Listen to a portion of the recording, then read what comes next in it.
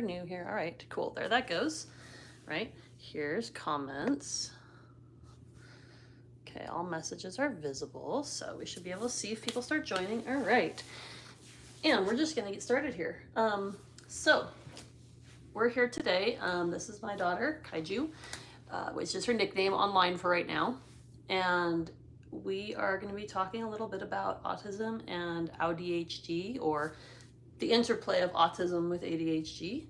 My daughter has both. She's autistic as well as has ADHD, and I am exploring the possibility that I may also be autistic. And we thought it would be helpful to chat a little bit about some of the things we've observed about ourselves and some of the stuff we're learning as we're trying to understand ourselves better and learn how to accommodate ourselves better. So she's agreed to let me interview her a little bit, and I'm just gonna kind of let her chat when we get going here. So first off, I think the thing we want to start with is, what things did you notice about yourself that kind of helped you to start realizing that you were autistic? I think a big one was just social cues.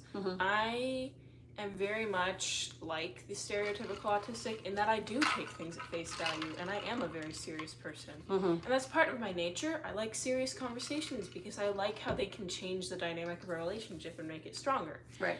Any kind of relationship, friendship, family, romantic relationship, whatever. Yeah. I like that. I think that's awesome. I like learning more about people through serious conversations. Yep.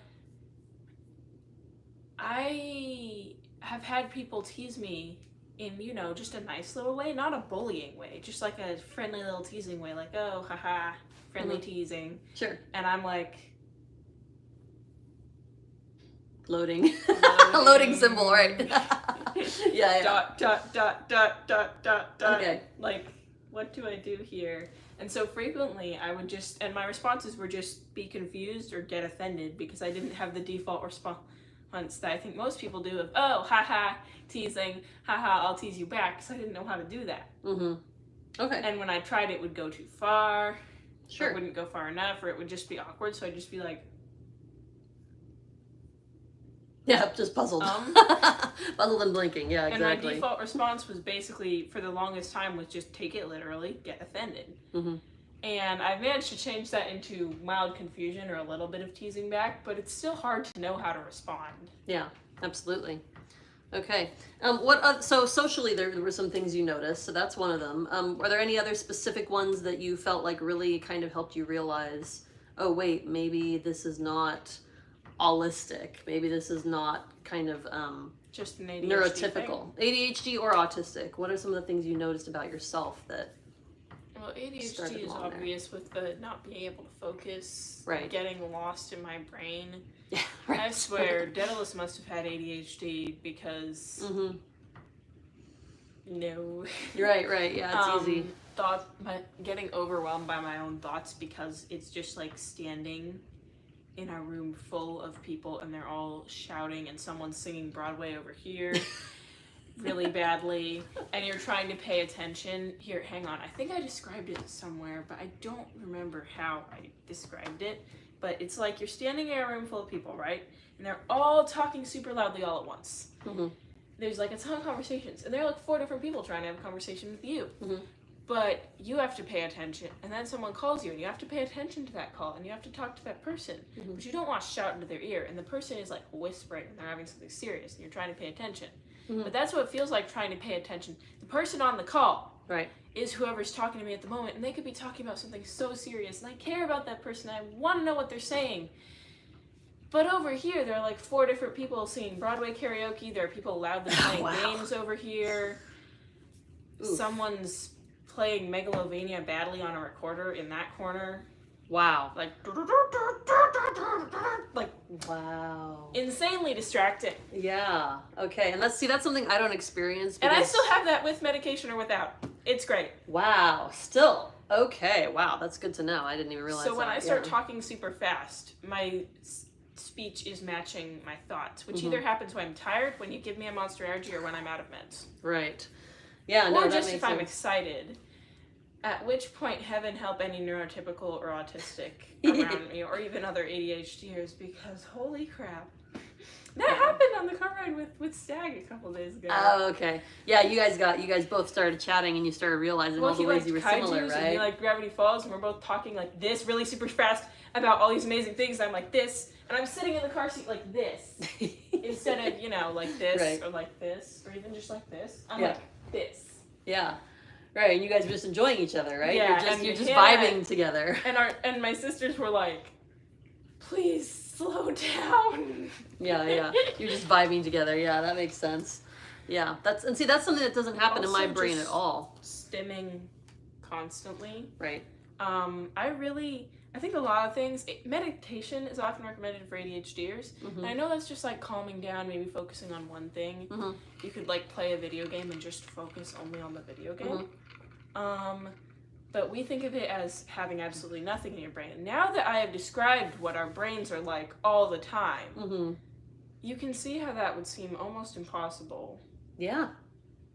And I mean, I get a migraine in that kind of a situation in real life. Like when we have a lot of people in our house and they're all talking and there's multiple, even at our dinner table sometimes, there's 8 of us. And so when we have a lot of people talking at the table, my brain is just like, whoa, overload. But that's what your brain is like all the time. Oh my goodness. I can't even imagine. That's got to be exhausting. It does make my poetry good. I'm very good at stream of consciousness because of how many places it goes at once. That's a good point. Yeah, and there are advantages, I wrote a stream of consciousness poem. poem. I could put it on the blog if you want, because I wrote a stream of consciousness poem, and it switches between my brain.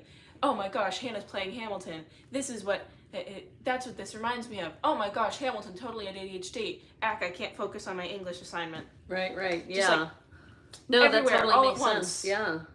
Yeah. No, and that makes a lot of sense. Supersonic Roombas. Yeah. Wow. I've described my conversation like a supersonic Roombas. That's how I've described my conversation. That's great, though. That's exactly. It's just like ping, ping, ping, ping, Oh ping, my ping, ping, ping, goodness. ping, ping, Yeah. ping, ping, ping, ping, ping. Wow. Because Roombas, they can't go in a straight line. As soon as they bump into something, they're like, whoop. Right. They have, they go around it. No, that's a great picture. My brain's not like, bing. It's like ping, ping, ping, ping, ping, ping, ping, ping, ping, ping. Wow.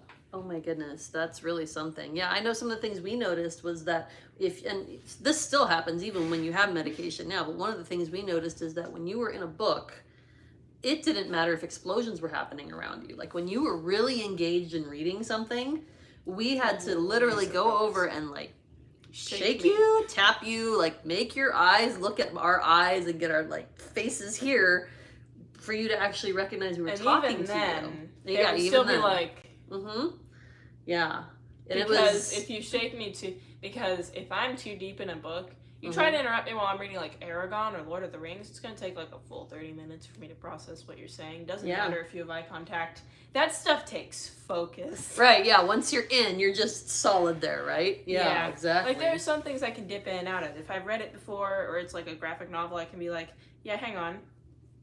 All right, what was it you needed? But if it's like Lord of the Rings or if it's a book that I've never read before, I'm so invested, like... Yeah. Even when I do like shake myself out of it to go eat or whatever, I'm just like walking around the house like a zombie. Yeah. You have seen that. You've seen that. No, you are. Even like, are you okay? And I'm like, oh yeah, I was reading, and my brain's still going over the last like 12 lines of text that I read, how the plot's going. Yeah. Sometimes it's going super fast, but when I'm in book mode, it actually slows down. Yeah, no, it does. It's the closest I get to quiet brain, which is part of why I like books so much. Yeah, I don't even blame you. Yeah, like, I mean, why wouldn't you want to do that if you were, oh man, and it's so hard. It's also kind of like drawing because my brain imagines things very vividly, so I can't read like, this is why I don't read Stephen King. Yeah, that would be hard. Because my brain, it doesn't matter how good the CGI is. Too expert. Oh my goodness, that would be hard. Yeah, it doesn't matter. That's why anxiety is also a problem. Yeah. I can see that, because your imagination is too good. Oh my goodness. It's too good. Yeah. It's painful. Because it doesn't matter how good the CGI gets, how high definition stuff gets. You could be on one of those like 3D like Spider-Man rides at Disneyland that's supposed to be super engaging. It's not. Yeah. Nothing next to Up Here, which makes books amazing. Yeah, but it makes anxiety. horrible. Yeah, Holy no, crap. that's yeah, because I mean, part of anxiety is not being present in the moment. It's imagining all the things that could be happening. So, oh my goodness, yeah, I could see how that would be really hard. Like, if I'm awake at night and, like, if, like, someone says something that could even go a mildly scary direction at night, I'm gone. Mm-hmm. I'm not sleeping. Yeah. Because my brain is too good at that. Yeah, yeah, absolutely. Which is real unfortunate. Yeah. But it's also unfortunate because I'm always disappointed when I see a movie made off a book character because I imagine Right. them as this beautiful illustration. Yes. Yeah, and it never lives up to the expectation. I see them as a person. Yeah, absolutely. And I'm disappointed, especially if they pick an actor that doesn't seem like super aesthetically pleasing. Yeah, yeah. That's such a nice way to say that they're not cute. I like it. That's good. I'm really scared to see who they cast as Nico. Mm-hmm. Not gonna lie, I really wish I could play Nico in the new Percy Jackson series because I am Nico. Nico is my spirit animal. Yes, you like that a lot. So I'm going to move us off of books for a minute because we could both go on about them quite a bit. Oh, yeah. We like similar books a lot. We could have just a book stream. But one of the questions we want to talk about is now there are different level is not the best word, but I'm just going to use the words that Levels people are of familiar with. masking, There are kind levels of masking. There are levels of autism. And the reason people how have... it manifests to others. Right. And why don't you like the term high-functioning autism or high-functioning ADHD? What is it about that term that is bothersome? Yes, I just you're really bothered. hate that yeah. And why is it bothersome to you? Well, because as you said it once, it rates us on how inconvenient we are to others. Yeah.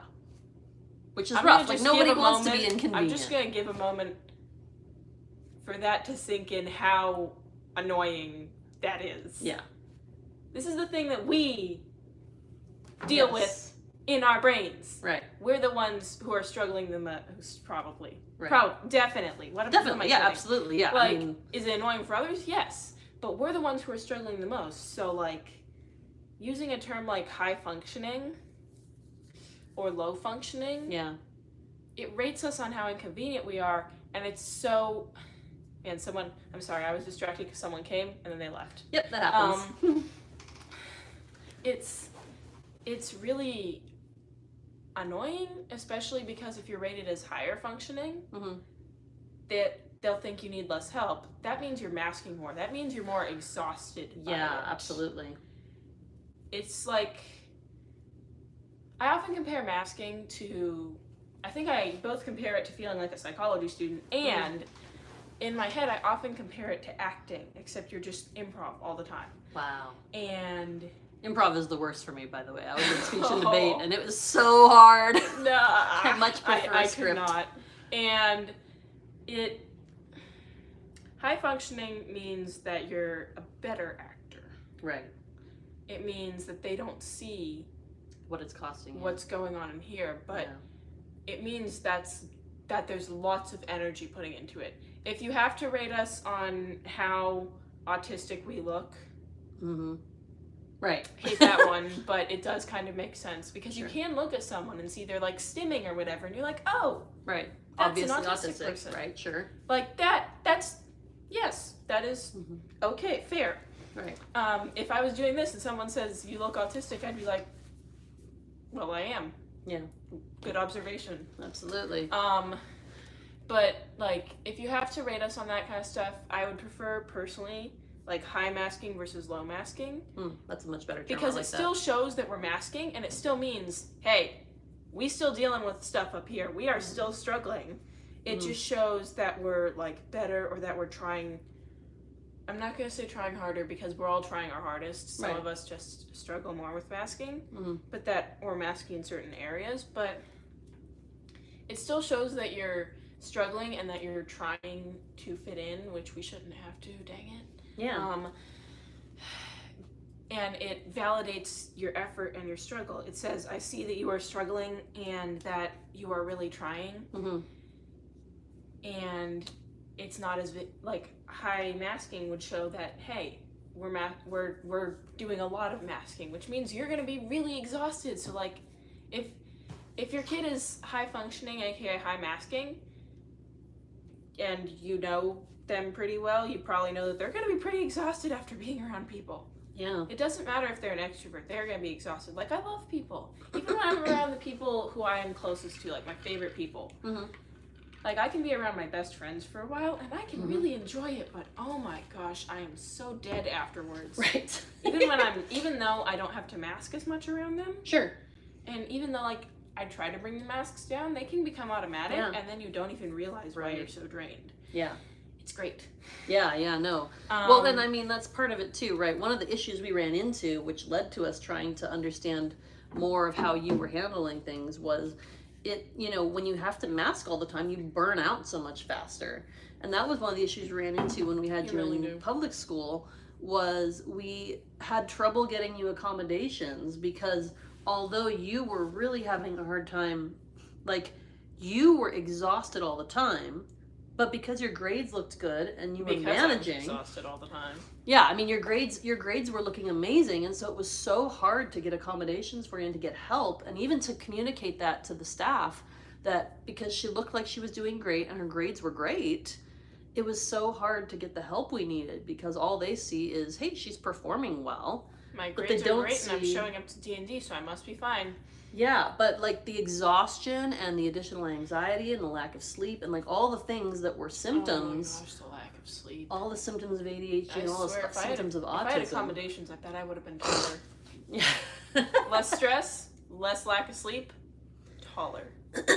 Makes sense to me. Yeah, well, there's a physical cost, right? There is a cost in your body, a physical cost from the symptoms of ADHD and autism that really, you got really burned out by it. Yeah, like the stuff they weren't seeing was I was like breaking down crying. I would go into panic attacks I would practically go into a panic attack when I found an assignment, when I saw when I got like a new assignment or realized I'd missed something. Yeah.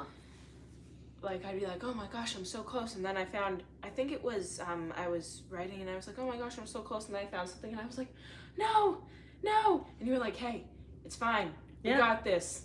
Yeah, that's right. Yeah, you were just really having a lot of anxiety and panic attacks. And like, it felt shouldn't like I was be just stuck on an endless roller coaster. Yeah, and it shouldn't be that it costs you that kind of energy to do what's considered standard work. Like, even just thinking about it, I'm getting a little bit short of breath, which is very fun. Yeah, so let's move off that then, because that's rough memories there. That's like how it is if we're like high masking, it's like the struggling to get the grades done, but just also with social, like, we might seem like we're fitting in a little better, like, yeah, still probably pretty obviously autistic, especially if you know what the symptoms look like, but gosh, I hate symptoms. If you look what if you see what the signals look like. Sure, yeah, that was a good way to put it too. I like that. Sense. Yeah. But like,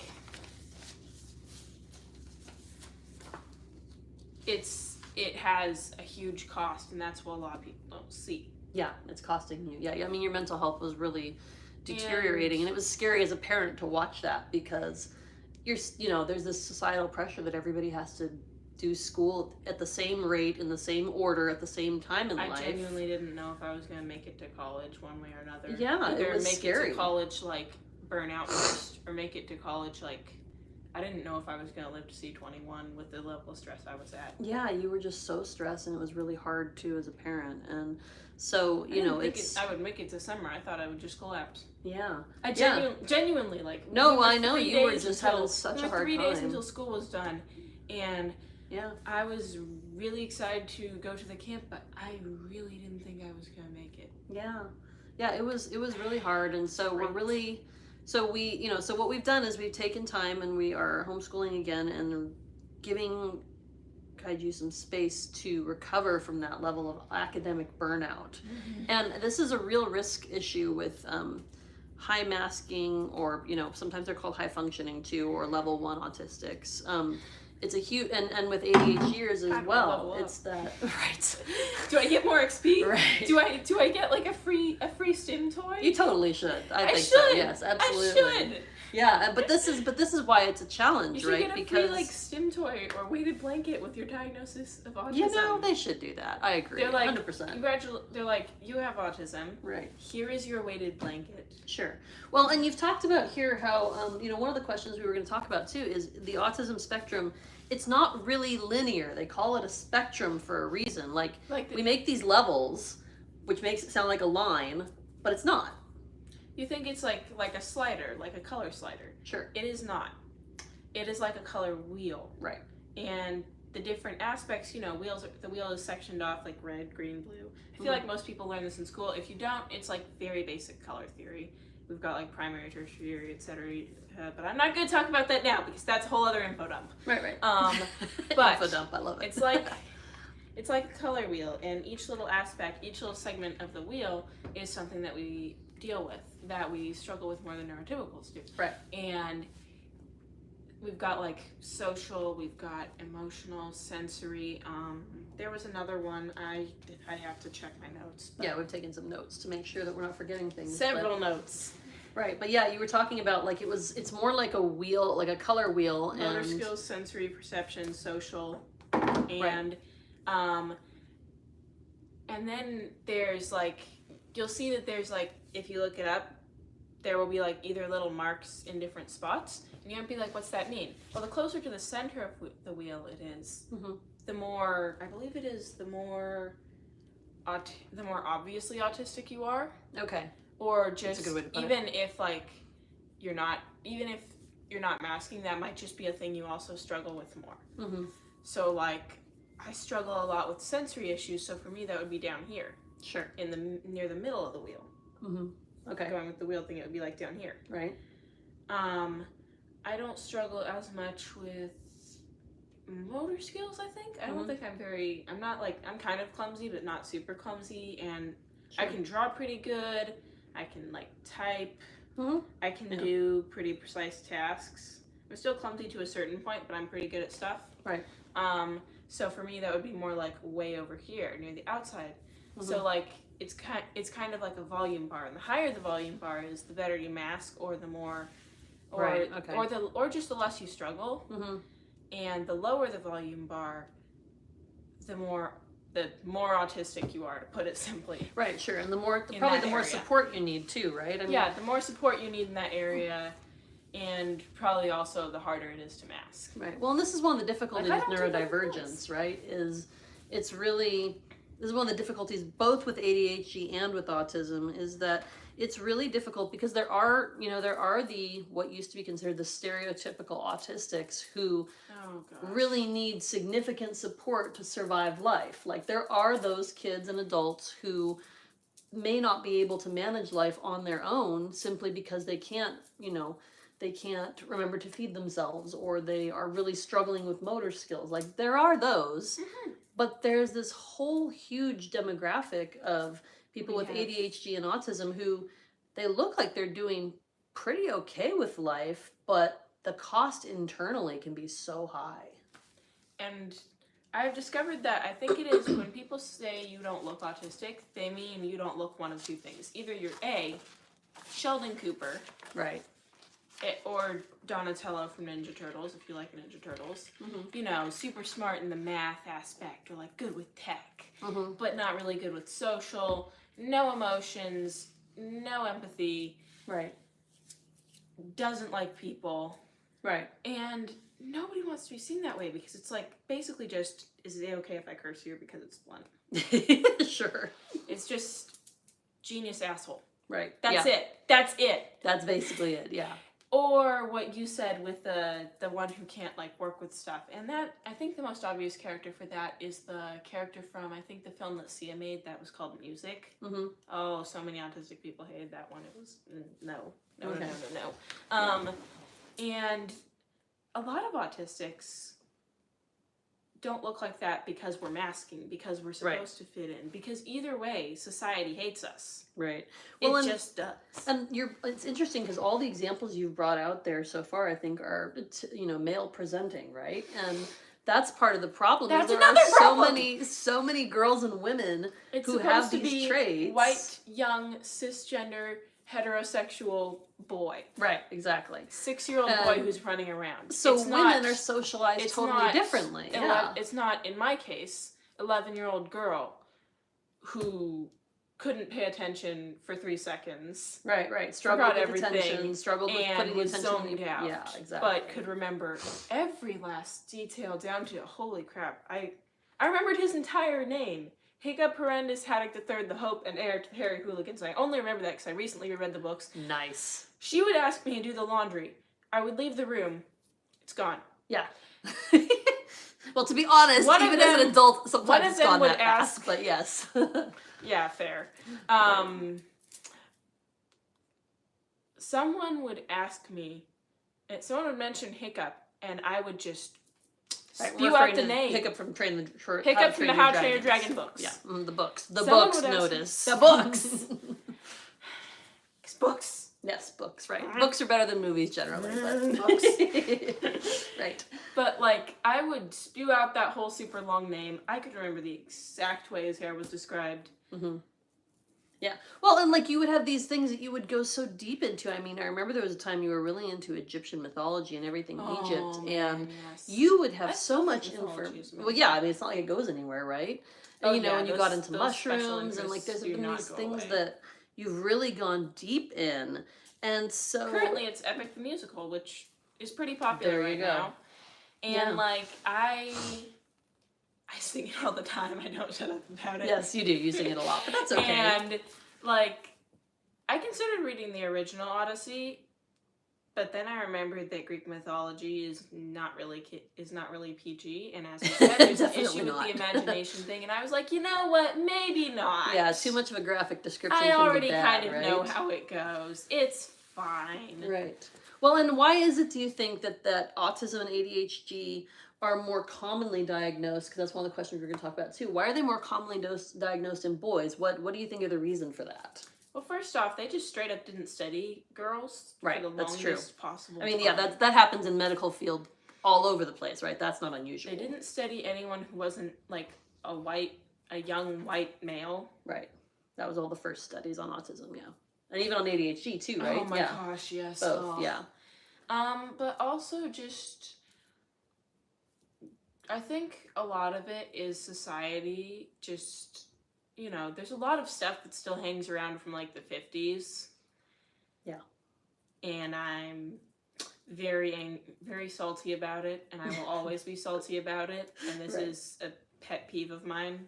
Right. And some of it is just that so many negative stereotypes about girls. Right.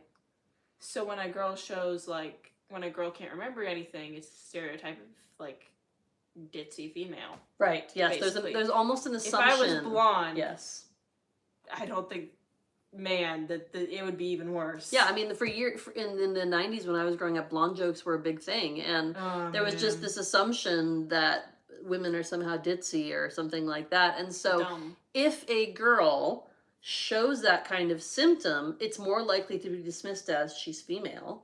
Or if she shows what used to be considered hysterics. I mean, we went to the Museum of Mental Health here in Oregon, and it was angering to see the diagnoses that some of these women were given. We all wanted to punch something. As mental health problems. Things. Like the fact that she was pregnant was considered a mental health problem. Or things like things that reading are considered to be normal behaviors that were pathologized, that were made to be, illnesses. They were like demonized and stuff. And so it's really, we're just starting to really get ADHD diagnoses and autism diagnoses for women and for girls, because so much of that was normalized. Oh, they're just female, instead of recognizing that, no, this is actually a presentation of a different neurotype. So that's definitely a big reason. Welcome. If you have questions, stick them in the chat. We would love to hear it. But yeah, so that's part of the reason too, right? And it looks totally different in boys and girls. Like, we have 2 boys in our house who have ADHD, and my husband as well. And then we have 2 girls in our house with ADHD and 2 of us with autism so far. And it looks different. And especially, also girls, when they manifested the hyperactiveness in girls can often manifest as chatteriness and not just as bouncing around or as fidgetiness. Right. And that, especially the chatteriness, just put down to girls talk a lot. Right. If you've heard that, there are just as many chattery guys as there are girls. We need to get rid of this. It's not cool. Yeah, it's actually, so there was, I read this recently that there was a statistic that was thrown out for a long time that girls talk have 2,500 words, 25,000 words in a day, and guys only need to speak 5,000. And you cannot find that statistic anywhere. It's not from an actual study. Somebody just made it up out of their head. I think it was Dr. Jobson, but but that's there's also, no actual evidence for that. Also, women are still, that scene from Mulan, the really annoying scene where the guy's like, you should teach your daughter to hold her tongue in a man's presence. Society is like that now, so guys are actually talking more than girls. So in summary, guys, shut up a little, please.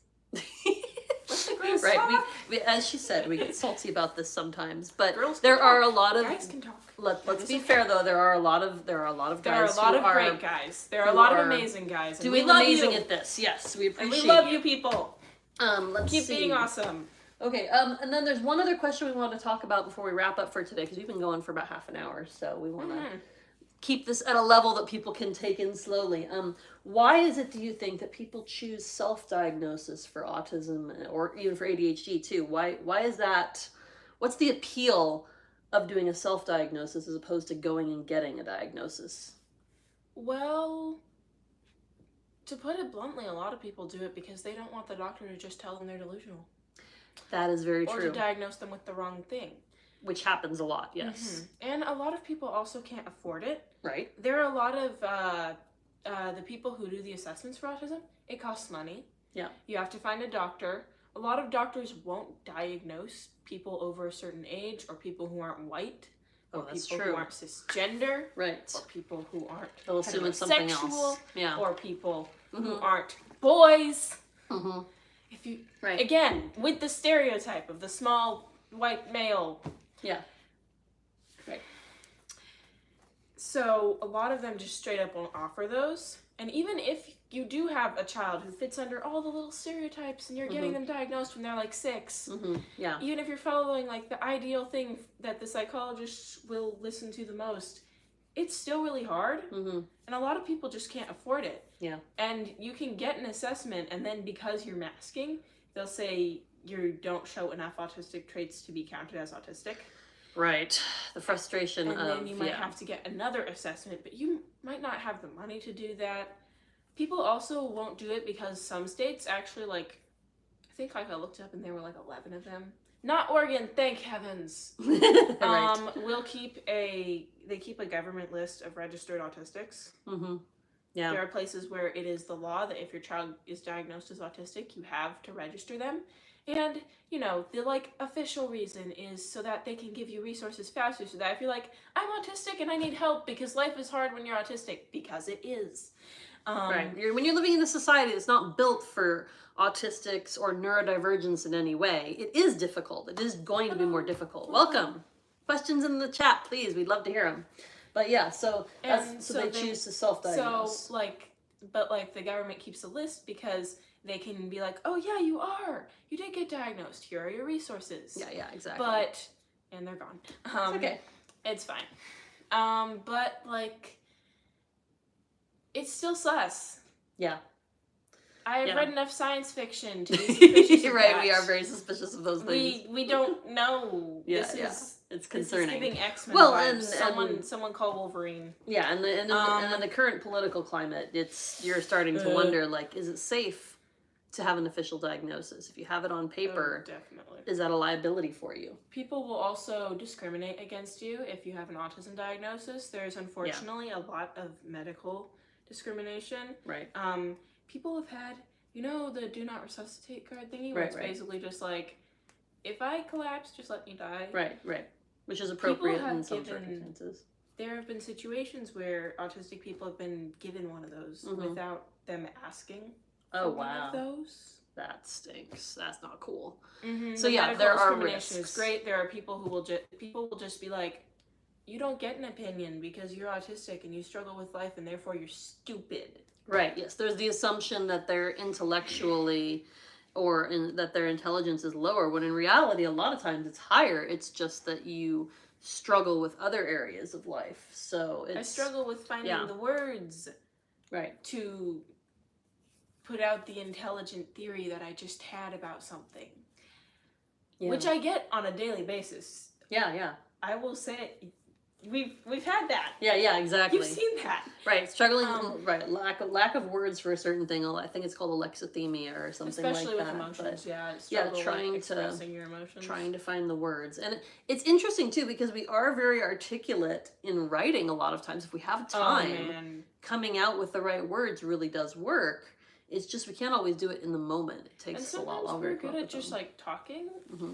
I come up with descriptions sometimes, and like you cracked up over the Roomba thing. Right. Well, that was perfect. I mean, that's exactly what it's like. Sometimes I'll come up with this beautiful artistic description of something, and everyone's like, "Wow, that was so pretty." And I'm like, "Where did that come from?"